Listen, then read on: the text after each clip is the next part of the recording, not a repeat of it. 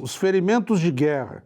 Prima Domênica ouvia a mãe atentamente, dando a impressão de estar imaginando todas as cenas por ela narradas. Fez um comentário referente ao que havia aprendido nas salas de história sobre a Grande Guerra e indagou: mãe, a senhora sabe como foi o acidente de guerra que fez papai perder um de seus olhos? Ângela, recordando o relato de Giovanni sobre seu ferimento, olha para a filha, acena afirmativamente com a cabeça e, imaginando o sofrimento do marido, começa a contar. Esses são alguns dos trechos, mais especificamente do capítulo 5 do romance Giuditta, a saga de uma família de imigrantes italianos, obra que já tem um tempo de lançamento aqui em Caxias do Sul pelo professor e empresário Renato Francisco Toigo. A obra nunca para de ser divulgada e digamos que o professor vem até aqui ao Café com Letras da TV Câmara Caxias, canal 16 da Claronet, para prolongar a divulgação do seu romance, digamos assim. É por aí, professor? Sim, é por aí. Nós pegamos uma história da minha família, conseguimos conjugar várias pequenas ideias que a avó nos transmitia sobre o que ela passou na Itália, como ela veio para o Brasil, o que eles fizeram aqui no Brasil, e dentro dessas historietas que a avó nos contava, está justamente aquilo que o vô passou, que o meu vô, Giovanni Toigo, passou quando esteve na guerra. Ele esteve na Primeira Guerra, convocado pelo exército italiano, que, aliás, o exército italiano foi o que mais saiu prejudicado daquela Primeira Guerra, porque a Itália não tinha condições de ter equipamentos de guerra e entrou com um contingente muito grande de pessoas. Consequentemente, os soldados italianos foram os que mais sofreram, os que mais pereceram na guerra. E o meu avô, sim, teve um ferimento de guerra bem acentuado que marcou a vida dele toda.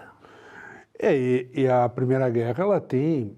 O senhor pode me corrigir, porque fez a pesquisa, eu confesso ao senhor que faz um tempo que li sobre a Primeira Guerra, lembro mais da Segunda também de leitura, não estava vivo lá, né, é óbvio. Mas a parte final da Primeira Guerra, ela tem a chamada Guerra de Trincheiras ali, que é um morticínio descomunal. É mais ou menos como o senhor está falando, faltam equipamentos e as pessoas são expostas ali como um paredão humano e a própria sorte, né? E aí a Itália, esses equipamentos que ela tinha eram equipamentos muito pesados e não serviam para aquele tipo de guerra. Os franceses, os ingleses, os alemães, os austríacos, que eram a parte contra, a parte que provocou, digamos, a guerra, tinham equipamentos mais leves, com maior poder de fogo. E os italianos, como não tinham nada, eles tiveram que participar com a vida humana. E aí houve nas trincheiras, como tu falaste, os italianos sofreram muito nessa guerra das trincheiras. E depois, claro, eu já vou provocar o senhor no sentido de organizarmos o bate-papo e a própria divisão do livro, mas sem perder o fio da meada. E as pessoas que hoje ouvem falar muito nazismo, regimes totalitários, na real, a Primeira Guerra ela praticamente não termina. Ela tem um encerramento pontual do ponto de vista de cronologia, ali em 1918, mas ali a insatisfação por algumas situações que o senhor já começa a narrar, pegam países como, por exemplo, Alemanha e Itália, e essa insatisfação vai efervescendo e culminando, então, aí já na Segunda Guerra Mundial, né? Então, digamos assim, é uma extensão de tensionamentos e conflitos. Eu demarquei aqui, vou deixar para uma etapa posterior, alguns retratos familiares que são muito interessantes e que, por um acaso aqui, de forma alegórica, contam a história da sua família, mas acredito que muitas outras famílias, até de outras ascendências, vão se identificar com esses registros. Eu gostaria que, do ponto de vista de organização, e o senhor começou pelo contexto histórico, como que se deu a pesquisa e a formulação disso, porque é um romance baseado numa história real. E aí eu digo pesquisa histórica, política, contexto ambiental, panorâmico e depois a própria parte familiar, inclusive se valendo de relatos orais da sua avó. O meu avô, o Giovanni Toigo, ele era uma pessoa que veio de uma família de 12 irmãos e conseguiu cursar o curso intermediário, na época, seria hoje o 2º grau, e obteve boas notas com isso, e foi laureado com uma bolsa de estudo na Alemanha, na Escola Técnica de Arquitetura da Alemanha. De que ano nós estamos falando? 1912, né, aproximadamente 1912. E com isso ele aprendeu a trabalhar com pedras, aprendeu a fazer grandes construções, né?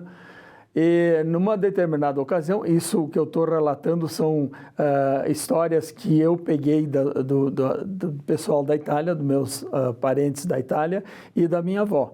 Numa determinada ocasião, ele foi trabalhar na casa do pai da minha avó, né? E eles se conheceram, começaram a namorar, e durante esse período de namoro, o meu avô foi para a guerra. Quando ele volta da guerra, ele volta mutilado da guerra e aí ele casa com a minha avó. Neste momento que ele casa, ele traz a Judita, que pega o nome do livro, que era a mãe dele, traz para morar junto com ele. Por quê? Porque os 12 filhos da Judita e o marido da Judita, durante a guerra, todos eles pereceram. As meninas casaram e saíram de Fonsasso, onde eles moravam. E os rapazes, todos eles foram recrutados para a guerra e não retornaram mais para casa. E a mãe dele, a Judita, estava sozinha. E ele disse: mãe, a senhora está abandonada nesse momento, eu vou lhe cuidar pelo resto da sua vida. E esse trecho, por um acaso que o senhor está narrando, ilustra aqui a contracapa do livro. A contracapa, exatamente. A contracapa do livro fala exatamente disso. Exatamente. Estou aqui, seu filho voltou e tudo vai passar, eu prometo que nunca mais vou deixá-la só. Onde quer que vá, vou levá-la comigo. É uma promessa, mãezinha, enquanto a senhora viver, vou viver a seu lado. E pega também um ponto muito caro para as famílias de ascendência italiana, principalmente, mas enfim, europeias que migram e tal, que é o caráter da família, né? A ideia familiar, a herança familiar, é um patrimônio, né? Aí, meu avô casou, depois da guerra, construiu uma casinha lá no terreno do meu outro avô, ou do pai da Ângela, que é a minha avó, e trouxe a Judita para morar. E os amigos dele convidavam ele para vir para o Brasil, porque aqui era uma terra da bonança. E ele não queria vir. Por quê? Por causa da mãe. Ele não queria deixar a mãe sozinha e achava que a mãe não viria para o Brasil com ele. Então, qualquer ideia de vir para o Brasil, ele repudiava, ao ponto de até se candidatar a conselheiro, que hoje seria o vereador, né? E ganhar as eleições de lá para fincar raízes na Itália. Numa determinada ocasião, a Judita morreu num acidente doméstico. E aí ele chegou para minha avó e disse: olha, nada mais me segura neste país. Eu gostaria de ir para o Brasil. Mas aí nós estamos falando já de uma onda migratória, com perdão pela pronúncia, uma onda migratória já no século XX. Sim, não é aquela primeira do... Não, no final da onda migratória de italianos. Ele chegou aqui em 1922. Uhum. Né? Nós estamos no primeiro quarto do século XX. No dia 1º de maio de 1922, ele chegou em Caxias com o trem, que já tinha o trem. Claro. Né? E no momento que ele disse para a avó, eu quero ir para o Brasil, nada me segura mais nessa terra, a avó disse, mas agora eu não quero. Por quê? Qual é o argumento que ela tinha? Ela estava com 3 filhas, uma de colo, uma de 2 anos e uma de 4 anos, e grávida. Então ela disse, como é que eu vou atravessar o oceano nessas condições? Então, quem não quer ir para o Brasil agora sou eu. E atravessar o oceano de navio? De vapor. De vapor. As pessoas estão imaginando ir no aeroporto, tomar um avião. Não, eles então ficaram... é outra realidade. E isso que já estava bem melhor, as condições de travessia com o vapor levaram 18 dias em alto mar, né? E o meu avô, claro, como todo bom italiano, como todo bom patriarca, disse, ou tu vai, ou tu me acompanha, ou eu vou sozinho. E a avó não teve outra maneira a não ser dizer sim, então vamos. Aí vieram para o Brasil. E esse casal que ilustra aqui a saga de família de imigrantes italianos, nós estamos tendo uma ênfase maior necessariamente nos teus antepassados mesmo, ou já pega uma geração mais nova, digamos assim, tentando fazer essa transposição do ficcional aqui do livro com a história da família mesmo? Não, é a história da família mesmo, da família. Tá. Inclusive, no livro, há a foto da família do... Vamos começar a mexer nisso. A foto da família da minha avó, né? Da família Nicoleto, né? Possivelmente essa foto tenha sido feita antes de 1910, quer dizer, uma época em que a fotografia era muito arcaica, não se... Aqui, ó, Ângela Genovefa, Nicoleto e Giovanni Luigi Toigo. Isso. Aqui, ó.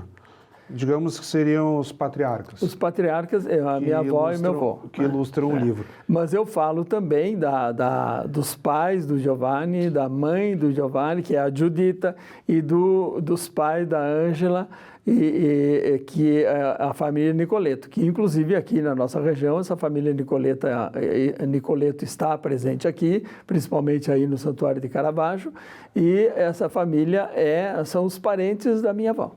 Eu vou pedir que dentro do possível a produção pegue, porque daí eu separei esses retratos propositalmente, dos quais o senhor fala.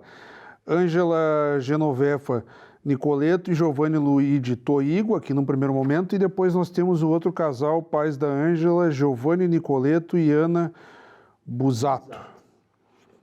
E eu acho que teria um outro retrato aqui no decorrer também, mas aí que pega de uma forma mais ampla. Um contexto familiar, que são aqueles quadros maiores. Enfim, eu tinha marcado Tem aqui... uma foto de toda a família Nicoleto. Ó, Giovanni Luigi... Cara, os retratos são muito legais. Esse aqui do Giovanni Luigi Toigo, ele segurando um cigarro com um chapéu de época aqui. Sim. Muito legal isso, tia. Aqui, ó, essa foto que eu queria. Foto de Frei Agnello no Espaço do Coro. Ó. Que legal, tio. Aí quando o meu avô chegou no Brasil, aí os padres capuchinhos, inicialmente ele chegou em Caxias, pegou uma carroça, botou a família toda e foi para Antônio Prado.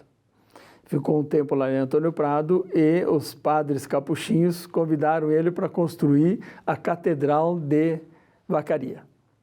Então, como ele tinha conhecimento de construção civil adquirido na Escola Técnica de Arquitetura da Alemanha, ele foi construir a igreja de Vacaria. Foi um dos responsáveis pela igreja de Vacaria. Inclusive, quem quiser dar uma olhada na igreja de Vacaria, na sacristia, ele cunhou numa pedra o nome Toigo, né? E eu tenho também a foto ali no livro que aparece, né? Então, é uma história de vida muito linda do meu avô e da minha avó, né? Desde que saíram da Itália, chegaram aqui e foram à Vacaria. Quando eles estavam em Vacaria, o meu avô, bastante jovem, veio a falecer. Aí a minha avó ficou com 12 filhos, sem previdência nenhuma, sem dinheiro para nada. E a maneira que ela encontrou para sustentar a sua família foi levar as crianças para os colégios de padre e de freira.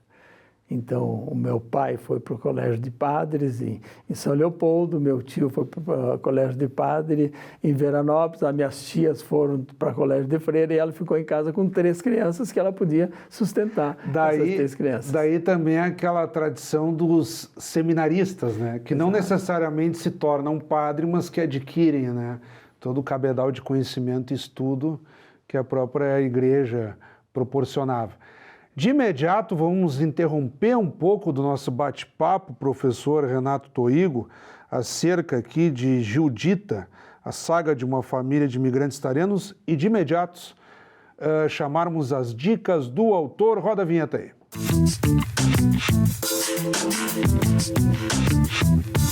Então, as dicas do autor, recebendo aqui o professor empresário Renato Toigo.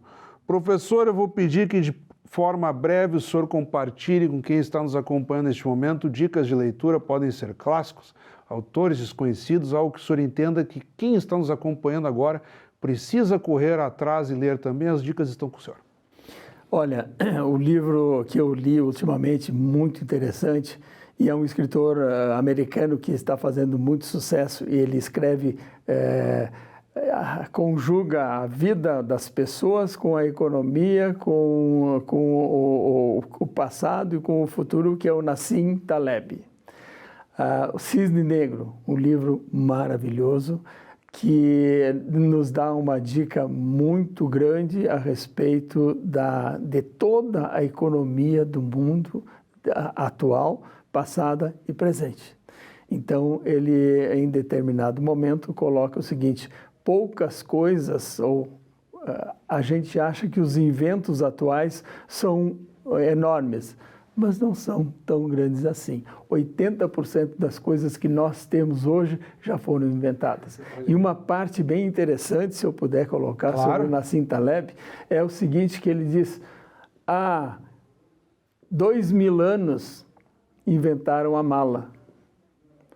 Há 5.000 anos inventaram a roda. E apenas 30 anos alguém teve a ideia de fazer a mala encontrar a roda.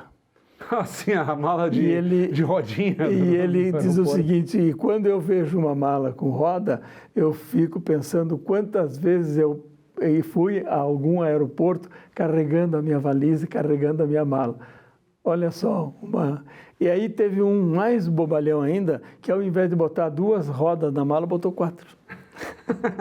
Então, são essas situações que o Nassim Taleb nos coloca que eu acho bem interessante esse livro dele. Agora, se nós quisermos livros de história, eu não consigo me lembrar o autor agora, mas um livro de história muito lindo é E a Festa Continuou. É um livro que fala sobre a França na Segunda Guerra. Então, os franceses, de certa forma, cederam muitas coisas para os alemães em troca de benefícios. E aí, eles inclusive trocaram a capital da França e faziam grandes apresentações com artistas para os... Sim, é um pouco ambíguo o cenário, o significado da ocupação alemã lá, que depois tem a libertação da França. Eu entendi o que o senhor quer dizer, uma libertação. Mas durante a guerra, em termos, né? E durante a guerra, todo mundo achou que a França, como estava do lado de lá, ela guerreava muito contra os alemães, mas a população em si continuou fazendo festa, só que fazia festa para o exército alemão. Claro, há uma certa acomodação, uma adaptação, melhor dizendo, né? Exatamente. Aí depois tem lá a libertação histórica lá do dia D, 6 de junho de 1944, os americanos lá fazem... Eles chegam em Paris, né? Paris está em chama, que esse filme maravilhoso. O desembarque na Normandia, né? Certo. Saindo das bases de Utah e Omaha, nos Estados Unidos. Eu me debrucei nesses mapas lá antigamente e nunca esqueci disso. Professor, voltando ao livro, E aí eu acho que podemos fazer uma costura legal, não quero entregar o final aqui, que essa é a parte, às vezes, desagradável dos romancistas que veio ao programa e, pô, o Fábio leu aqui e contou tudo e tal. O senhor deu um protagonismo grande e até um certo autoritarismo do patriarca da família quando foi para fazer a emigração da Itália para o Brasil, e o livro termina com o protagonismo de uma matriarca. De um patriarca, nós temos uma transposição para a figura da matriarca, que também é um fator muito caro para as famílias de ascendência italiana. A liderança da mulher no contexto familiar, e o senhor mesmo diz, olha, ela fica viúva e assume o controle, a educação e o provento da família, tomada de crianças, de filhos jovens, e ela encaminha todos na vida. Como é que o senhor vê também esse protagonismo da mulher nas famílias italianas? Eu acho que a mulher tem uma participação muito importante. Que é o término do seu livro. Muito importante nas famílias italianas, porque a mulher, além de tomar conta da casa, ela ajudava em tudo, na plantação, na criação, na criação de galinhas, de porcos e etc. e tal. E, com isso, a minha avó, ela se destacou no momento em que ela ficou viúva. Como tu colocaste bem, Fábio, ela achou uma maneira de fazer com que todos os filhos estudassem, porque um dos objetivos para ela vir para morar em Vacaria foi para que os filhos estudassem. Todos os filhos da minha avó estudaram, né? Todos se formaram, não todos em curso universitário, mas a maioria em cursos universitários, imagina daquela época para cá, né? E ela arrumou emprego, ela fez de tudo para que as pessoas efetivamente ganhassem a vida de alguma forma. O meu pai, por exemplo, quando ele saiu do seminário e não tinha mais trabalho em Vacaria, ela mandou para Caxias trabalhar com o Silvio Toigo, que o Silvio Toigo foi o grande construtor aqui de Caxias, que veio no navio junto com o meu avô. Então, o meu pai veio para cá trabalhar na construção civil com o Silvio Toigo e trabalhou a vida inteira na construção civil. Isso, obra da minha avó. E para manter as pessoas que tinham em casa, os 3 filhos que ela tinha em casa, ela fazia pão para fora e vendia e torrava café. Então, o pessoal das vendas lá de Vacaria encomendavam um café para ela, levavam o café em grão para ela torrava o café e moía no pilão para ter o sustento da família Toigo. Vou pedir que a nossa produção pegue de novo, só para não cometer equívoco. Essa foto aqui é da matriarca Ângela Genoveva. Tá, então eu estou fazendo certo. Nossa equipe aqui, a Ângela Genoveva Nicoleto Toigo, e depois ela aqui em 2 fotos, com os filhos ainda crianças, adolescentes, jovens, e depois com os filhos já adultos. Ó. Cara, lindas essas fotos aqui, imagino que muitas famílias vão se identificar aqui também com ela. Nós temos aí em torno de uns 2 minutos, professora, a nossa produção facinal. Nesse encerramento eu gostaria só de uma curiosidade, porque são muitas pessoas com o sobrenome Toigo aqui em Caxias do Sul e na Serra Gaúcha como um todo, e talvez tantas outras cidades. O senhor citava aí o nome Silvio Toigo, que por um acaso também dá nome a uma premiação aqui do Legislativo Caxiense, o mérito Silvio Toigo de construção civil. Eu gostaria que o senhor contasse algumas curiosidades sobre o sobrenome. Por que há tantos Toigos que não necessariamente são parentes? Exato. Então, é uma historinha bem interessante que no livro um capelão do hospital contou para o meu avô, que na época, no ano de 1500 e pouco, veio um soldado muito valente croata, né? E tomou conta do Vale de Fonzas, que é onde tem a cidade de Fonzaço e de Artem e de outras cidades aí. E o Papa chamou ele e disse o seguinte, que para ele pacificar aquela região, desde que o Papa deu um dinheiro para ele e mandou ele pacificar a região e deu até umas terras para ele. Mas ele pegou o dinheiro e foi embora, desapareceu. E ficou na cidade um tal de Twing, que os italianos não sabiam dizer efetivamente o nome desse Twin, que chamavam de Toigo. E esse Twin criou várias famílias em vários cantos. Então, hoje nós temos Toigos do Mengele, Toigos do Gianni, Toigos várias famílias que surgiram desses tais de Toigos. E para nós somos Toigos do Gianni. Se alguém, um outro Toigo, eu sou o Toigo do Mengele, nós possivelmente sejamos parentes, mas lá do ano 500.